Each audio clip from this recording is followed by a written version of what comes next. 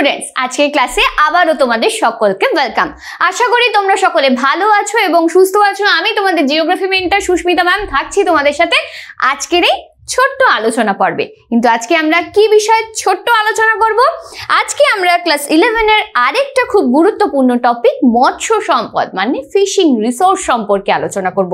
আর এটাও জেনে নেব মাছ কিভাবে সম্পদে পরিণত হলো। কিন্তু মাছ কিভাবে সম্পদে পরিণত হলো এটা কি আর বলতে হবে?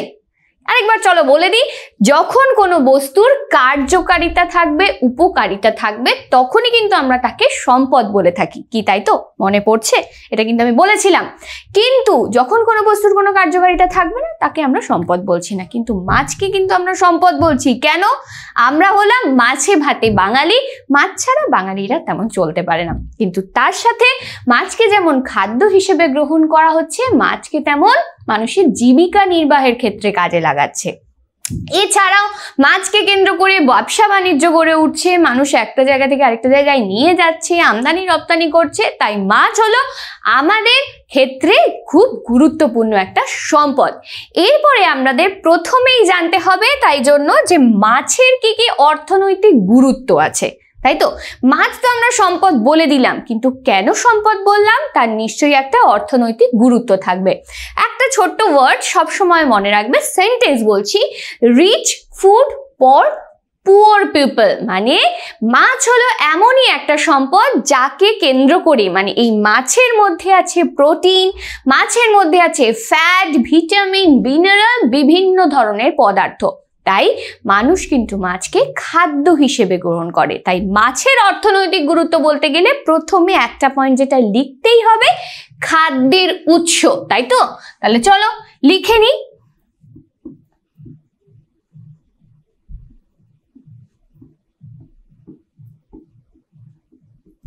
মাছকে মানুষের খাদ্যের উৎস হিসেবে কাজ করে, মানুষ খাদ্য হিসেবে গ্রহণ করে। এই মাছকে মানুষ খায় প্রায় বছরে 20.3 কেজি মাছ মানুষ কিন্তু খাদ্য হিসেবে গ্রহণ করে থাকে। এছাড়াও এই মাছকে কেন্দ্র করে অনেকে কিন্তু জীবিকা নির্বাহ করে, তাদের কর্মসংস্থান গড়ে ওঠে। তাই তো? তাই নেক্সট অর্থনৈতিক গুরুত্বের মধ্যে আমরা বলতে পারি কি, কর্মসংস্থান হচ্ছে মাছকে কেন্দ্র করে। অনেক মানুষ জীবিকা নির্বাহ করছে, অনেক মানুষ ব্যবসা করছে, অনেক মানুষ বিভিন্ন ধরনের কাজে লাগাচ্ছে এই মাছ। এছাড়াও ওষুধ শিল্পের বিকাশে বা ওষুধের কাঁচামাল তৈরি করতে মাছ, অনেক মাছের তেল বা আঁশ কিন্তু মানুষের ওষুধের ক্ষেত্রে বা ওষুধ তৈরির ক্ষেত্রে ব্যবহার হয়। তাহলে কাঁচামাল হিসেবে আমরা লিখতে পারি অর্থনৈতিক গুরুত্বের দিক থেকে কাঁচামাল হিসেবে মাছ কাজে লাগছে। এছাড়াও বন্দর এবং বাজারের বিকাশের ক্ষেত্রে কিন্তু মাছের গুরুত্ব অপরিসীম। তাহলে আরেকটা পয়েন্ট লিখতে পারি কি, বাজার ও বন্দরের বিকাশ।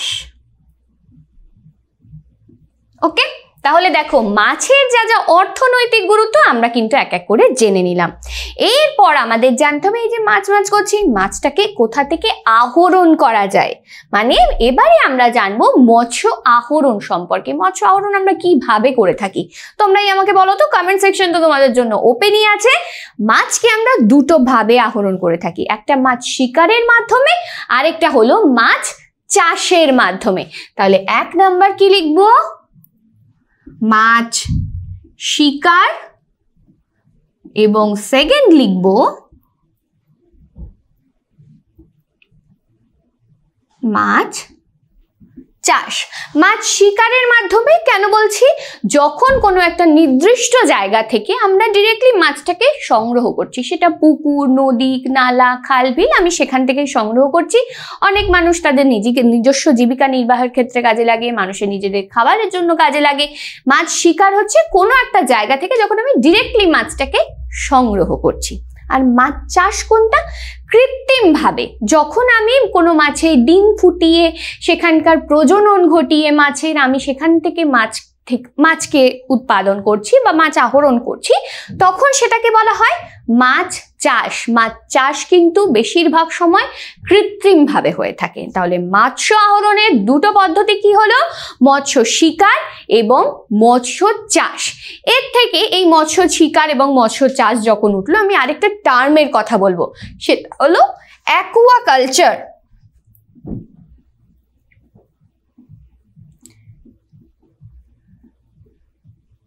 অ্যাকুয়াকালচারের আরেকটা নাম হলো জলজ চাষ। এই জলজ চাষ কি? এই জলজ চাষ হলো যখন জলের মধ্যে বিজ্ঞানসম্মতভাবে বিভিন্ন জলজ প্রাণী বা উদ্ভিদ চাষ করা হয়, তাকে প্রজনন করা হয়, তাকে সংগ্রহ করা হয়, তাকে আমরা বলি কি? জলজ চাষ। তাহলে মাছ কিন্তু এই অ্যাকুয়াকালচারের মাধ্যমেও কিন্তু চাষ করা হয়। কেমন? এই টার্মটা কিন্তু তোমাদের কাছে একটা নতুন টার্ম। আর এই অ্যাকুয়াকালচার কিন্তু বেশিরভাগ ক্ষেত্রেই বিজ্ঞানসম্মত উপায়ে হয়ে থাকে। কেমন? চলো নেক্সট কি আছে দেখি।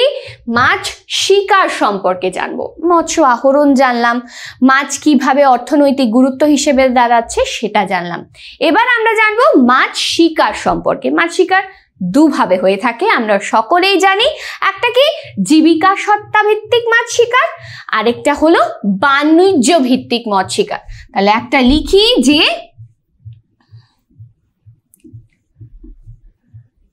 জীবিকা সত্তা ভিত্তিক মৎস্য শিকার। দেখো, এই জীবিকা সত্তা ভিত্তিক মৎস্য শিকারের মধ্যেই কিন্তু এর মানেটা রয়েছে। জীবিকা সত্তা মানে কি? যখন কোনো মানুষ নিজেদের জীবিকা নির্বাহের জন্য মাছ শিকার করছে, মাছ চাষ করছে, তখন সেটা দাঁড়ায় জীবিকা সত্তা ভিত্তিক মৎস্য শিকার। এই জীবিকা সত্তা ভিত্তিক মৎস্য শিকারে তাহলে কি হবে? পুঁজির পরিমাণ কম পরিমাণে লাগবে। চিরাচরিত যে পদ্ধতিগুলো, যেমন আমরা বড়শির মাধ্যমে মাছ শিকার করে থাকি, জাল ফেলে, সাধারণত আমরা যেটা দেখে থাকি পুকুরে জাল ফেলছে, মাছ শিকার করে থাকি। আর এই যে মৎস্য শিকার ব্যক্তিগতভাবে মানুষ করে থাকে। কেমন? তাহলে এই জীবিকা সত্তা ভিত্তিক মৎস্য শিকারে কিন্তু কস্টিং চার্জটা কম পড়ছে, মানুষের কম পয়সা খরচ হচ্ছে। কেমন? নেক্সট এবার আমরা জানবো বাণিজ্য ভিত্তিক মৎস্য শিকার সম্পর্কে। বাণিজ্য ভিত্তিক, এটা বুঝতেই পারছো, বাণিজ্য যখন সেটা ইন্টারন্যাশনাল হতে পারে, ন্যাশনাল হতে পারে, মানে আমাদের বৈদেশিকও হতে পারে, দেশীয় বাণিজ্যও হতে পারে। কেমন?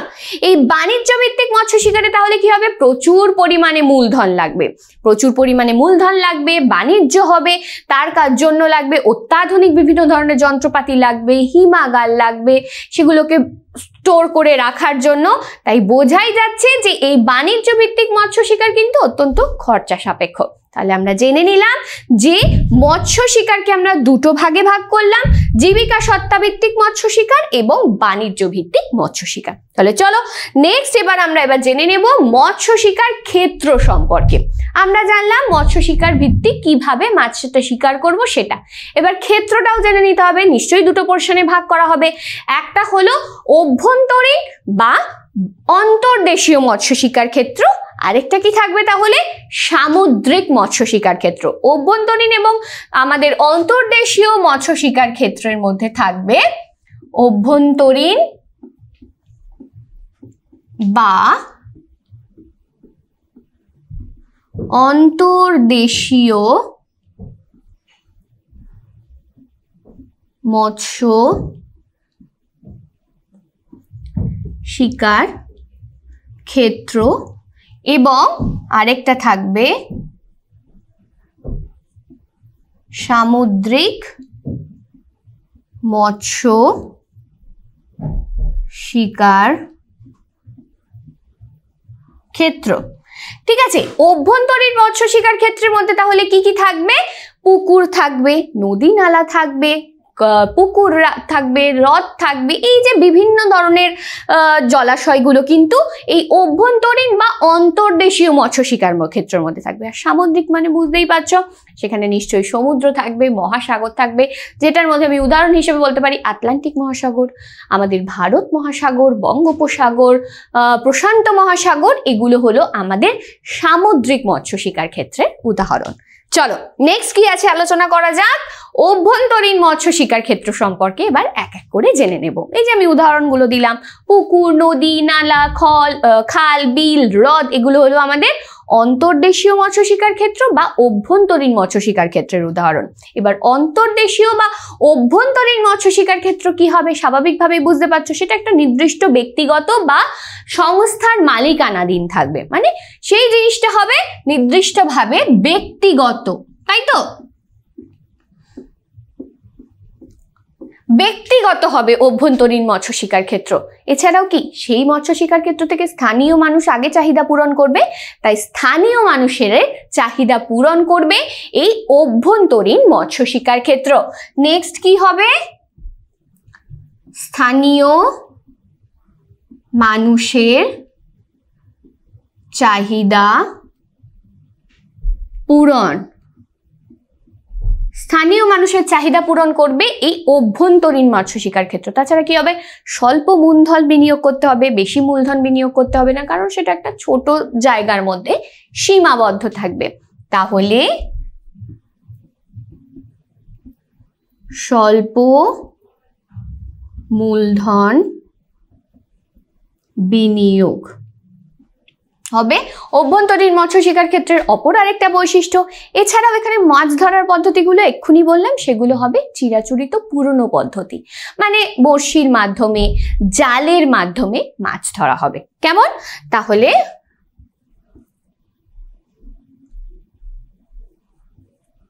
পুরনো মাছ ধরার পদ্ধতি। ওকে, তাহলে অভ্যন্তরীণ মৎস্য শিকার ক্ষেত্রের যা যা বৈশিষ্ট্য আমরা কম বেশি জেনে নিলাম। এইবারে আমরা জেনে নেব এই অভ্যন্তরীণ মৎস্য শিকার ক্ষেত্র বা অন্তর্দেশীয় মৎস্য শিকার ক্ষেত্র আমরা যাকে বলছি, একে কতগুলো ভাগে ভাগ করা যায়। আমরা এই অভ্যন্তরীণ মৎস্য শিকার ক্ষেত্র বা অন্তর্দেশীয় মৎস্য শিকার ক্ষেত্রকে প্রধানত দুটো ভাগে ভাগ করতে পারি। একটা কি বলতে পারি, ঈষৎ নোনা জলের মৎস্য শিকার ক্ষেত্র,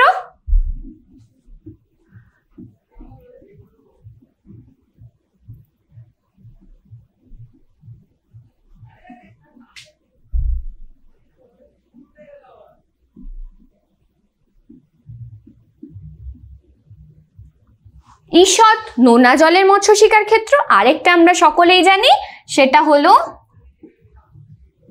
স্বাদু জলের মৎস্য শিকার ক্ষেত্র। এই ঈষৎ নোনা জলের মৎস্য শিকার ক্ষেত্রকে কিন্তু আমরা দুটো ভাগে ভাগ করতে পারি, একটা হলো খাড়ির, একটা হলো ভেরির। ভেরি মানে যেগুলো আমরা ছোটখাটো জায়গায় মাছকে সংগ্রহ করে রাখি সেটা, আর খাড়ি হলো কি যখন নদীর মোহনার কাছে এসে নদীর জল একটা জায়গায়, নদীর জল এসে সমুদ্রের জলের সাথে মিলিত হচ্ছে, সেই যে খাড়ি অঞ্চল, সেইখানে আমরা ঈষৎ নোনা জলের মৎস্য শিকার ক্ষেত্র দেখে থাকি। এবং স্বাদু জলের মৎস্য শিকার ক্ষেত্র আমরা কোথায় থাকি, আর একে দুটো ভাগে ভাগ করা যায়, একটা হচ্ছে স্রোতযুক্ত জলাশয়ের মৎস্য শিকার ক্ষেত্র এবং বদ্ধ মানে আবদ্ধ কোনো একটা জায়গায় মৎস্য শিকার ক্ষেত্র। কেমন? এটা হলো আমাদের অন্তর্দেশীয় মৎস্য শিকার ক্ষেত্রের দুটো শ্রেণী বিভাগ। অন্তর্দেশীয় মৎস্য শিকার ক্ষেত্রের পর এবার আমরা জেনে নেব সামুদ্রিক মৎস্য শিকার ক্ষেত্র সম্পর্কে। বুঝতেই পারছো, সামুদ্রিক মৎস্য শিকার ক্ষেত্রে নিশ্চয়ই বাণিজ্য ভিত্তিক হবে, সেখানে বাণিজ্যিকভাবে মাছের চাষ হবে, পৃথিবীব্যাপী মাছের চাহিদা কিন্তু এখানে বেশি হবে। তাহলে বাণিজ্যিক ভাবে মাছের চাষ, আরেকটা কি হবে,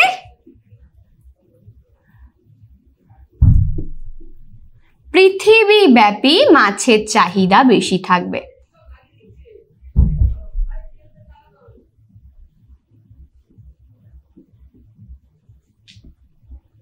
চাহিদা এই সামুদ্রিক মৎস্য শিকার ক্ষেত্র কিন্তু ব্যাপক পরিমাণে থাকবে। কেমন? তাহলে আমরা দেখো অন্তর্দেশীয় মৎস্য শিকার ক্ষেত্র সম্পর্কে জানলাম, আমরা সামুদ্রিক মৎস্য শিকার ক্ষেত্র সম্পর্কে জেনে নিলাম, তাই তো? এবারে আমাদের জেনে নিতে হবে প্রপার মাছের প্রকারভেদ সম্পর্কে, মানে আমরা মাছকে কতগুলো ভাগে ভাগ করতে পারি। প্রথমেই আমি কিসের কথা বললাম? স্বাদু জলের মাছ, মানে মিষ্টি জলের মাছ আমরা যেটা বলে থাকি। নেক্সট কি বলবো? নেক্সট ভাগ হলো কি ঈষৎ নোনা জলের মাছ, মানে যেটা সামান্য নোনা জলে থেকে থাকে।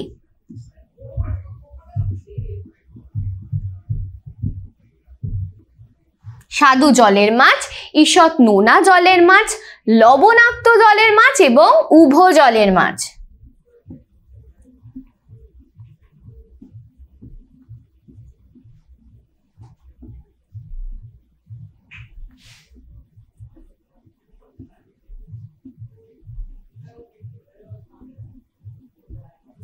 স্বাদু জলের মাছ বুঝতেই পারছো যে এই জলের মাছগুলো অর্থাৎ কার্প শ্রেণীর মাছ, জিয়ল মাছ, এগুলো নদীর মাছ বা কোনো বদ্ধ জলাশয়ের মাছ হলো স্বাদু জলের মাছ। ঈষৎ নোনা জলের মাছ বুঝতেই পারছো। লবণাক্ত জলের মাছ যেগুলো নোনা প্রকৃতির হয়, যেই মাছগুলো নোনা মাছ, যেমন ধরো যেখানে পড়ছে পিলেজিক এবং ডেমার্সাল শ্রেণীর মাছ। আমরা দুটো ভাগে ভাগ করতে পারি। পিলেজিক শ্রেণীর মাছগুলো বলতে আমরা বড় পিলেজিক অর্থাৎ যাকে আমরা বলে থাকি ভক্ষক, এবং ছোট পিলেজিক যাকে আমরা বলে থাকি খাদক, মানে বড় পিলেজিক যেটা ছোট পিলেজিক মাছকে খাদ্য হিসেবে গ্রহণ করে। আর ঈষৎ নোনা জলের মাছের মধ্যে খাড়ির মাছ এবং ভেরির মাছ আমরা উদাহরণ পড়লাম। খাড়ির মাছ বলতে আমরা বলতে পারি কি ভেটকি মাছ, তোপসে মাছ, চিংড়ি মাছ। হয়তো বলতে গিয়ে আমারই মুখে জল চলে আসছে, তোমাদের নিশ্চয়ই আসছে, তাই না, যারা আমরা মাছ প্রেমী। আর ভেরির মাছ বলতে গিয়ে আমরা কি বলতে পারি? রুই মাছ, কাতলা মাছ, এই মাগুর মাছ, এই মাছগুলো হলো ভেরির মাছ। নেক্সট আমরা কি বলছি? যে উভজলের মাছ। উভজলের মাছ কি?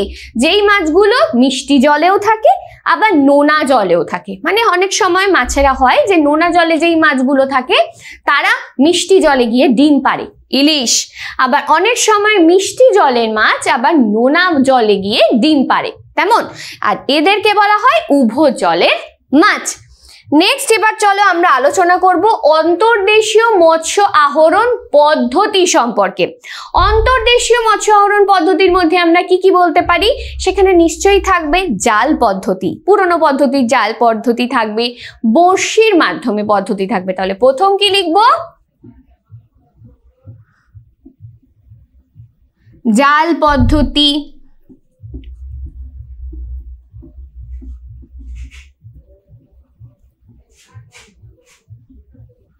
বড়শি পদ্ধতি, এইগুলো হলো অন্তর্দেশীয় মৎস্য আহরণ পদ্ধতি। জালের মাধ্যমে যখন আমরা পুকুর, নদী, জলাশয়, হ্রদ থেকে মৎস্য আহরণ করে থাকি। আবার যদি আমি বড়শি পদ্ধতির কথা বলি, তাহলে বড়শি পদ্ধতি যেগুলো আমরা বুঝতেই পারছো, বড়শির মাধ্যমে যখন আমরা মাছকে আহরণ করে থাকি সেই বড়শিটা আমাদের জাল পদ্ধতির মাধ্যমে হতে পারে, এবং বড়শি এই দুটো। এছাড়াও কি থাকে? বাঁধ পদ্ধতি, কোন একটা জায়গায় বাঁধ দিয়ে সেইখান থেকে আমরা কিন্তু অন্তর্দেশীয় পদ্ধতির মাধ্যমে, মৎস্য আহরণ পদ্ধতির মাধ্যমে মাছ চাষ করে থাকি। বাঁধ পদ্ধতি, বাঁধ দিয়ে কোনো একটা জলাশয় বলো, কোনো একটা পুকুরে বলো। এছাড়াও থাকতে পারে কি? এছাড়াও থাকতে পারে আমাদের সেচ পদ্ধতি। সেচের মাধ্যমেও কিন্তু আমরা মাছ আহরণ করে থাকি।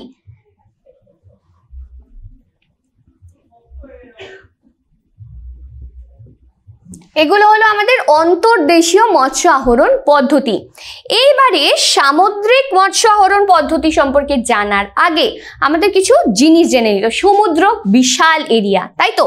এই সমুদ্র বিশাল এরিয়ায় গিয়ে আমরা যদি জাল ফেলি বা ছিপ ধরে কি মাছ আহরণ করতে পারবো? যদি মাছের সঠিক অবস্থানটা না জানতে পারি, তাই আমাদের জেনে নিতে হবে প্রথমে মাছের অবস্থান এবং গতিবিধি জানার জন্য যন্ত্রসমূহ। প্রথমেই মাছের অবস্থান এবং গতিবিধি জানার জন্য আমাদের ব্যবহার করা হয় বিমান চিত্র। একটা বিমানে ক্যামেরা ফিট করে সেই ক্যামেরার মাধ্যমে দেখা যায় যে কোন জায়গায় মাছের ঝাঁক আছে, কোন জায়গায় মাছ নেই। এই জিনিসটা বোঝা যায় বিমান চিত্রের মাধ্যমে। বিমান চিত্র। নেক্সট হলো সোনার পদ্ধতির মাধ্যমে, সোনার যন্ত্রের সাহায্যে, যার ফুল ফর্ম হলো sound navigation and ranging equipment. শব্দ তরঙ্গের মাধ্যমে সমুদ্রের নিচে ধরো একটা জাহাজ সমুদ্রের ওপর দিয়ে যাচ্ছে, সেখানে এই সোনার যন্ত্রটি রাখা হয়। এই জাহাজ, সোনার মানে কি সাউন্ড নেভিগেশন সিস্টেম, যেখানে এই যন্ত্র থেকে একটা সাউন্ড সমুদ্রের তলদেশে যায়, আর সেই সাউন্ডটা আবার রিফ্লেক্ট হয়ে আসে নিচে যে মাছ আছে সেইখান থেকে, আবার রিফ্লেক্ট হয়ে আসে, সেখান থেকেই বোঝা যায় যে মাছের উপস্থিতি সেখানে আছে। সেটা কিসের মাধ্যমে? সাউন্ড নেভিগেশনের মাধ্যমে, মানে শব্দ তরঙ্গের মাধ্যমে সমুদ্রের মধ্যে মাছের উপস্থিতি জানা যায়। তাহলে নেক্সট কি? সোনার।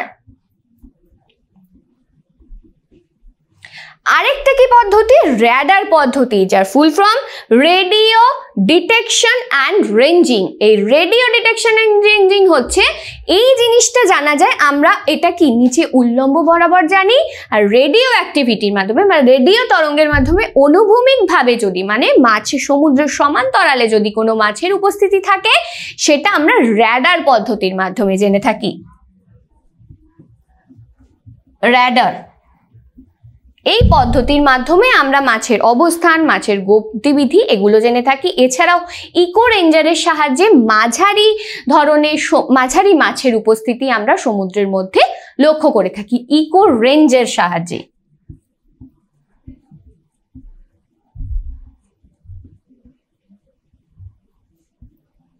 ইকো রেঞ্জার পদ্ধতির মাধ্যমে। তাহলে চলো এবারে আমরা আলোচনা করি যে সামুদ্রিক মৎস্য আহরণ পদ্ধতি সম্পর্কে। তার আগে চট করে এই ছবিটা দেখে নাও। এই যে দেখতে পাচ্ছ সোনার, এই সোনার যন্ত্রের সাহায্যে, এই যে এই যন্ত্রের মাধ্যমে উপরের জাহাজ থেকে সমুদ্রের নিচে সাউন্ড নেভিগেশন, মানে সমুদ্র শব্দ তরঙ্গ নিচের দিকে যায়, আবার রিফ্লেক্ট হয়ে অপোজিট সাইড থেকে মাছের থেকে সিগন্যাল আসে, কেমন?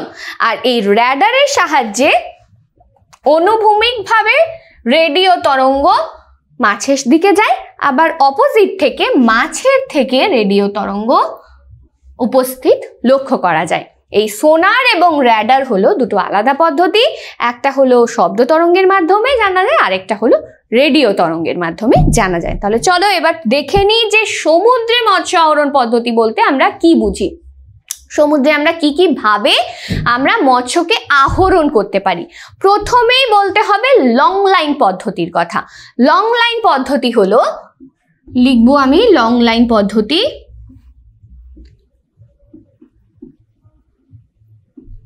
লং লাইন পদ্ধতি, এই লং লাইন পদ্ধতিতে একটা তারের মধ্যে বা একটা দড়ির মধ্যে কি হয়, যেখানে লম্বা করে সুতো ঝুলিয়ে দেওয়া হয়, মানে মাছের টোপ বলতে পারো। মাছ সেখানে এসে খাদ্যগুলোকে গ্রহণ করলে সেখান থেকেই মাছকে আহরণ করা হয়। এছাড়াও আমরা বলতে পারি কি জালের মাধ্যমে, বা জালের মাধ্যমে আমরা বলতে পারি কতগুলো ভাগ আছে, যেমন ভাসা জাল পদ্ধতি, টানা জাল পদ্ধতি, বেড়া জাল পদ্ধতি। এই পদ্ধতির মাধ্যমে জাল পদ্ধতি যদি আমি লিখি,